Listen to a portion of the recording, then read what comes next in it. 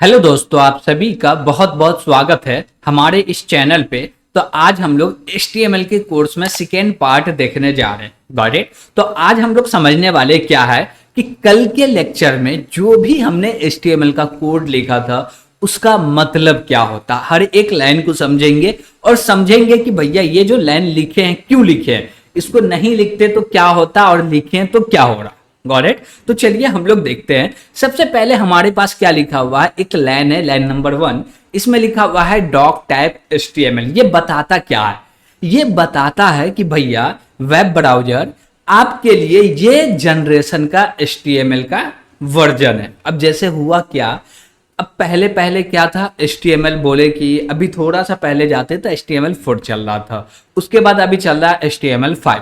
तो जो HTML का वर्जन है वो वेबसाइट को पता चलना चाहिए कि भैया ये वर्जन का ये HTML है। ऐसा क्यों?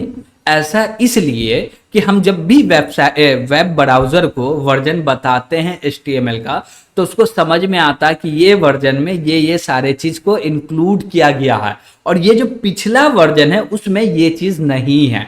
Got it. जब भी हम लोग एक पेज क्रिएट करते हैं तो उसमें HTML का वर्जन बताते हैं, ये बेस्ट प्रैक्टिस होता है। नहीं बताइएगा तो ठीक है, लेकिन कभी कभी जो वेब ब्राउजर इस वर्जन को सपोर्ट नहीं करता वो कंफ्यूज हो जाएगा, तो इसलिए बताना जरूरी है। और ये जैसे हम लोग लिखते हैं डॉक टाइप HTML, और ये जो है ये सपोर्ट करता है लेटेस्ट वर्जन को।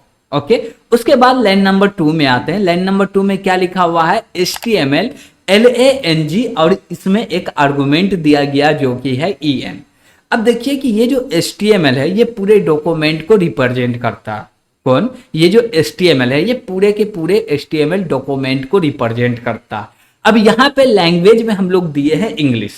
इंग्लिश इसलिए दिए कि भैया ये सपोर्ट कर रहा है इंग्लिश लैंग्वेज, और भी हो सकता है। Got it. लेकिन ज्यादातर 80-90% टाइम यहाँ पे इंग्लिश ही यूज किया जाता है। ओके, ठीक है। तो जब भी हम लोग HTML लैंग्वेज देते हैं, क्यों देते हैं? क्योंकि ब्राउजर को बताते हैं कि भैया ये जो लैंग्वेज है इंग्लिश होने वाला है, और पूरे डॉक्यूमेंट का एक ब्लॉक क्रिएट कर देते हैं। बोलते हैं कि यहां से यहां तक के क्या है, एक पेज है। तो देखिए ऊपर में हम लोग HTML लिखे हैं, ओपनिंग टैग दिए हैं, और लास्ट में इसको क्लोज कर दिए यानी कि क्लोजिंग टैग।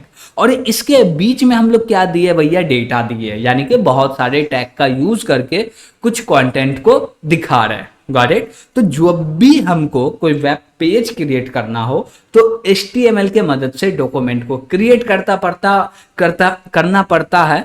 और इसके अंदर में हम लोग क्या देते हैं, इसके अंदर में पूरा का पूरा वेब पेज का डिजाइन। Got it. कि ये मेरा वेब पेज है, इसके अंदर में ये कॉलम होगा, रॉ होगा, यहाँ पे इमेज है, वीडियो है, टेक्स्ट है, टाइटल है, ये सारे चीज देते हैं। उसके बाद आता है हेड। अब जैसे हम लोग बात करें इंसान का, आप हमारा किसी का भी बात कर सकते हैं, जैसे कि हमारा ही बात करते हैं, तो मेरा क्या एक हेड है जिससे आप मेरे हेड से मुझे पहचानते हैं। मेरा शरीर देख के, बॉडी देख के नहीं पहचानते, जैसे मेरा फेस देखते आप पहचान जाते हैं कि भैया ये बच्चा है, ये है, वो है, समथिंग लाइक। ओके, ठीक है। अब यहाँ पे हेड लिखने का मतलब ये हुआ कि सर, ये जो गर्दन है, इतना हिस्सा आता है हेड HTML का। अब ऐसा क्यों करते हैं? अब देखिए ये जो हेड है इससे प्रोवाइड करते हैं टाइटल। अब टाइटल क्या होता है, जब भी आप वेब ब्राउजर पे जाइएगा तो कोई एक टैब खोलिएगा, और टैब के ऊपर में जैसे यहाँ पे देख सकते हैं लिखा हुआ तासीन कोडर। क्या लिखा हुआ? तासीन कोडर। तो ये टाइटल है। तासीन कोडर ये बताता है कि भैया ये वेबसाइट के अंदर में क्या होने वाला।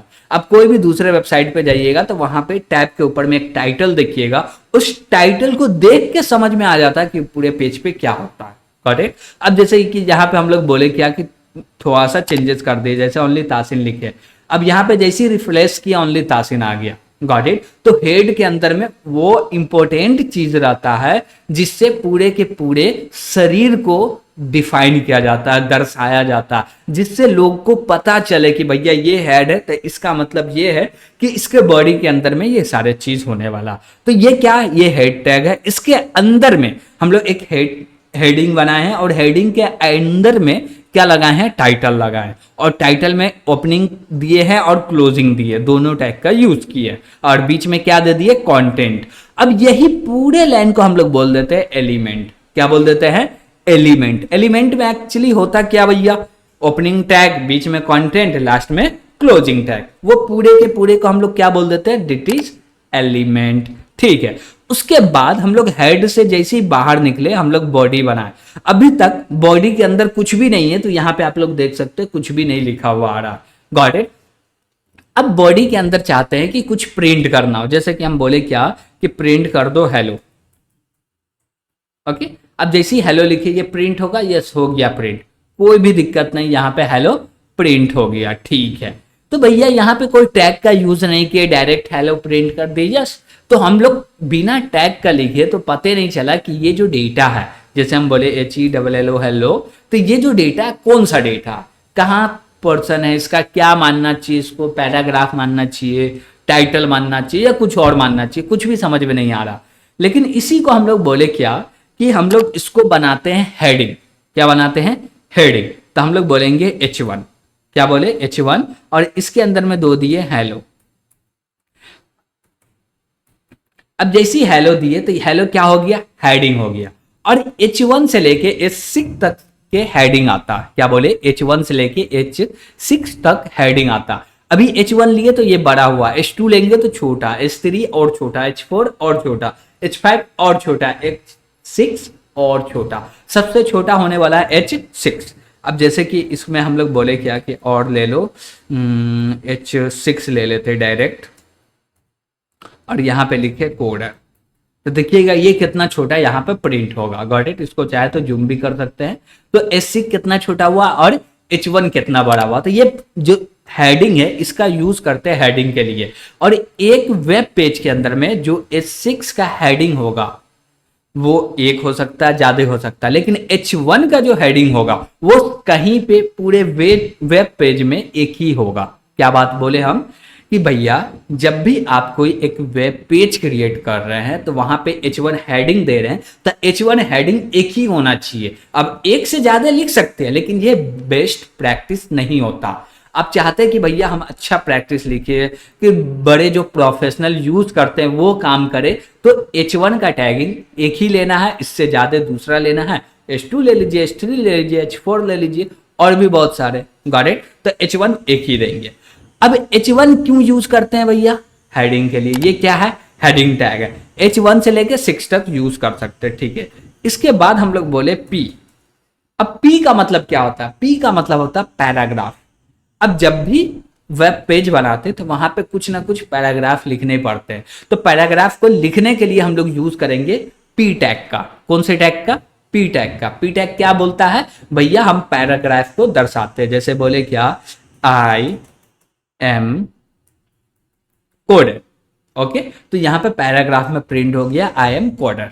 ठीक है, अब एक चीज और समझिएगा कि HTML को जब यूज कर रहे हैं और इसमें एरर नहीं के बराबर, एरर आता ही नहीं है, ठीक है, ये प्रोग्रामिंग लैंग्वेज है ही नहीं, ठीक है, तो क्या इसका जो कीवर्ड है इसको स्मॉल या कैपिटल लेटर में लिख सकते हैं, व्हाई नॉट।